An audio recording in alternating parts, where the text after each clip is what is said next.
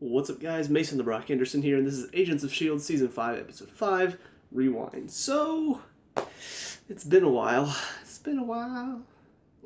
I'm sorry. The best explanation I can give is just I've got a lot going on right now. And so it's been kind of hard for me to just sit down and watch a show. Because I can sit down and watch a show, no problem. But to actually sit down and think about it and analyze how I feel about it and stuff like that, enough for a YouTube video, I haven't really been feeling up to that right now. So I have missed quite a few episodes of all of my shows recently. So yeah, time to get caught back up. Thankfully, I've got 2 days off because snow in Georgia, so everything closed down for the next few days. Thank goodness. So yeah, I do have a little bit of time to catch up on it. So kicking it off with the next episode that I had of Agents of S.H.I.E.L.D., which I heard a lot of good things about. And honestly, I mean, I've seen a couple articles talking about Agents of S.H.I.E.L.D. and this season so far and how it's been, and I've heard good things so far. But obviously, this one was talked about as like a great episode, fantastic work from Ian and, bringing back Nick Hunter, and it's just showing everything that happened, how Fitz managed to make it to 74 years in the future, which we find out the specific time in this episode as well. So, yeah, I thought it was a very, very good episode. And it's hard to disagree because they did so well to capture so many different elements to show Fitz and how he made it to where he is now. Almost a little bit more of a character dive into Fitz as well because, he was struggling with everything that happened after the framework because he was the cause of it. And he saw that there was a side of himself that is dark and is depraved and could create a being like Ada. He saw that side of him in the framework, and so he was really torn up about it. And so we get to talk about that a little bit in this episode as well, and we get to see how Fitz managed to make it into the future, and he's figuring out a lot more about why the team was sent into the future in the first place. So yeah, they tackled several different aspects of it. So I'm going to take it piece by piece. First of all, we open up with, I gotta say, I'm tempted to press charges because clearly they have videotaped me whenever I watch soccer games, and Ian used that as his motivation to create him watching this. That's exactly how I react. I'm not blind. Clearly you ripped me off, okay? Where are the video cameras? They have to be somewhere in here. I know it. Anyway, but yeah, so we do see Fitz 6 months in isolation pretty much. He's trying to figure out, I guess, is kind of a relative term. I'm willing to bet that he was half trying to figure out what was going on and also half trying to get out of there at the same time because he was contacting Hunter to get out. So, but I do wonder how much he was able to figure out with all those hours, months spent in isolation. But yeah, we see him, he's closed off, he's trying to figure out what happened to the team while also trying to get in contact with Hunter to get himself out of this isolation. And so, ultimately, right before they decide, okay, we're done with you, Hunter shows up just in the nick of time as his lawyer and then helps break him out. And so they manage to escape. They manage to track down the truck that the team disappeared in. And so they track down the guy that we saw at the beginning of the season, the man hiding in human skin. Still don't really know exactly what he is. He says he was sent here 30,000 years ago, I think. 300,000 years ago? A long, long time ago. To watch the evolution of our species and stuff like that. So I'm still not really sure quite what his purpose is yet. I will say we saw a silhouette of what the alien inside of the human body looks like at the beginning of the season. It looks similar to the picture that the girl drew, the one that could see into the future. She told Fitz, you have to go save them. And then she had a picture of, it looked like possibly Simmons, maybe Daisy, dead, with blood around her, and then two Slender Man-looking things standing next to her. And that's kind of the silhouette that I saw at the beginning of the season. So I'm wondering if this guy really is a good guy or not. I don't know. It's kind of weird, because clearly he's talking about this little girl like he does look up to her because she's the seer. I did like the fact that we brought back this little girl, Robin, the daughter of the guy who could see people's deaths in Season 3. I thought that was a very clever way to bring them back into it, because now she has kind of similar powers. She can see into the future as well, and she draws pictures of it. And so, we do get to see a few different drawings of her pictures. I'm guessing people have gone over them over and over again and like, oh, that means that and that means that. We're seeing that. And of course, you have to wonder how accurate are her pictures and are they of just people's deaths? Because we do see she has the picture of the two agents inside of Enoch's house with the fruit. And then in the very next scene, we see them getting shot in the head by the commander. So is she also drawing pictures of people's deaths, or are they just pictures of a possible future? I don't know. But yeah, I'm kind of curious to see exactly how they're going to handle this because we saw the guy who had the ability to touch people and see a death. We saw his powers were pretty accurate, even to the point where we saw somebody dying in the ship. It turned out not to be who we thought it was. It turned out to be Lincoln in the end. But it was somebody's death. So how set in stone is time? Whenever she sees something and she draws it, is it an interpretation of what's going to happen? Or is it definitely going to happen? I don't know. But I'm assuming it's going to become a bigger plot point as we go forward. But yeah, so we tackle her a little bit, and Fitz realizes he has to make it to the future to help his friends.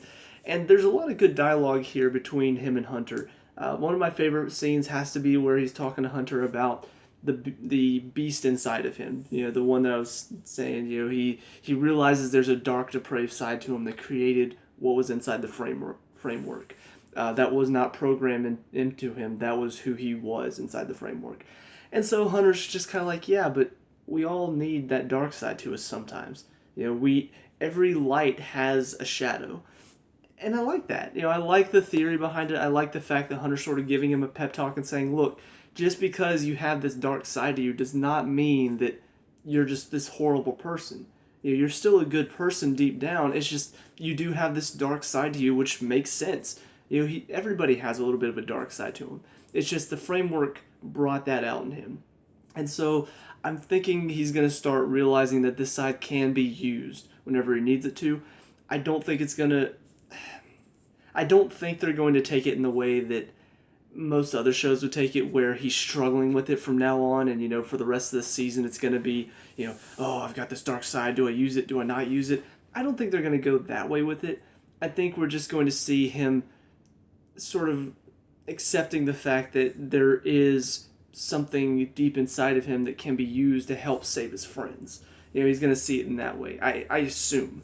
Maybe I'm wrong about that, but that's how I feel like they're going to use it. We'll see. But yeah, so we see that apparently they're going to freeze him, which I figured that was the only way to get him to the future. The guy, Enoch, has a cryostasis chamber that he's going to put him in, and then also put him inside of one of his people's ships and fly him around the nearest galaxy or something until it's time to wake up. And so ultimately, that's of course how this episode ends, with him waking up, and then Enoch is saying, you're about to go up against the worst of the worst, dastardly criminals. Do you think you can handle it? He's like, I can. Like I said, sort of accepting that he has to become this dark person again if he's going to be able to save his friends. So yeah, I really enjoyed just the build-up of this episode. A couple things that just sort of stood out to me in this. One, Hunter, it feels like no time was lost at all. Just the way he came back into it, and the chemistry between him and Fitz is like he wasn't gone, ever. He comes right back into it, and instantly they're just back at it.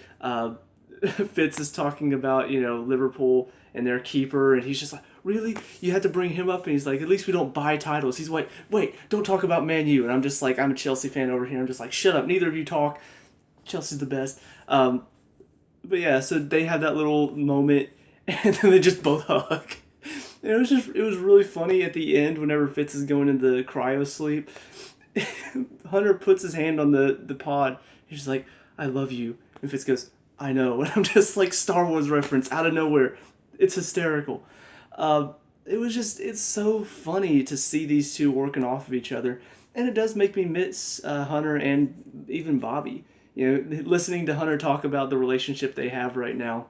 He's talking about how, they time away from each other tends to do them good. They nearly got married, and then all of a sudden the ninjas showed up. That type of stuff, I do sort of miss having them on the show, because they bring that sort of wild, crazy antics side of it. That, I don't know, I wouldn't say it's completely gone whenever they're not on the show, but I do think it sort of drops off as far as like crazy stuff. I mean, they go in with two ferrets to, fool the security system. Nobody else on the team is going to come up with an idea of let's bring two ferrets in to destroy to fool the security system. Only Hunter would have people like that. So it does sort of raise the question of why don't they have their own show? Why wasn't it able to get off the ground? Because I think it would be hysterical. Just watching those two, the stories that he's telling in this episode sounds like stories they probably wrote for the show that never managed to make it up. And I'm listening to him thinking, I want that show. I want to watch that. So yeah, I really think that was a big part of this episode, was getting to see Hunter again and getting to see the camaraderie between him and Fitz. It really worked, and I still think he's an effective character. This may be the last time we see him this season. Maybe he'll pop up later on down the line, but I assume we're getting into sort of the nitty-gritty now in the next few episodes. Now we've had, now Fitz is teamed up with the team. We saw how he managed to make it to the future. Now we're going to start getting into, why are they there? Because they keep talking about, all right, well, they were sent to the future to save the world. How are you going to do that in the future? The world's already destroyed there, so how are you going to save the world from being destroyed there? I don't know. I'm kind of thinking it's going to start leading into possibly Thanos, just because Avengers Infinity War is right around the corner. There's a big possibility that they may get some information about him destroying the world and they bring it back to the Avengers before the fight starts, and that's going to lead into the movie. It's a possibility, slight possibility, but I don't know. I think it would work. I think it would really tie in very well. Of course, there's still the whole, oh no, Quake is the one that destroyed the world going on. Maybe that's just a myth. Maybe it actually did happen. Whatever the case, though, I'm really looking forward to seeing where the rest of the season is going to go. If the next episode isn't too information heavy, I may do more of a 2-episode type thing. This one, though, just kind of felt like it was on its own, so I felt like I needed to talk about it solo before I get into the next 2 episodes. And then obviously I've got an episode tomorrow night that I got to watch, and yeah, I really need to get caught up. I got so many shows that had 1 episode over the holiday break, and I'm just I got to watch those episodes now and get back into it. So yeah, that's it for this episode. I'm pretty sure. I guess the only other thing to talk about is this, the woman general, the one that shot her 2 workers in the head at the end of it. I'm not really sure what they're going to do with her because she's not in the future, so I don't really know exactly what's going to go on with her. Is she going to be an antagonist when they get back to the past? Is she going to have any sort of role in this season at all, or is she just being built up as now they have to deal with her. No more General Talbot, now it's her. I don't know. She kind of felt like an antagonist for this episode and not really anything else. So I'll be curious to see how they're going to handle her. But anyway, that's it for me. So let me know what you guys think down in the comment section below. What were your thoughts on this episode? Let me know. We can talk about and discuss all that good stuff. Leave a like and subscribe for future Agents of S.H.I.E.L.D. reviews, and I'll see you guys in the next episode. Peace out.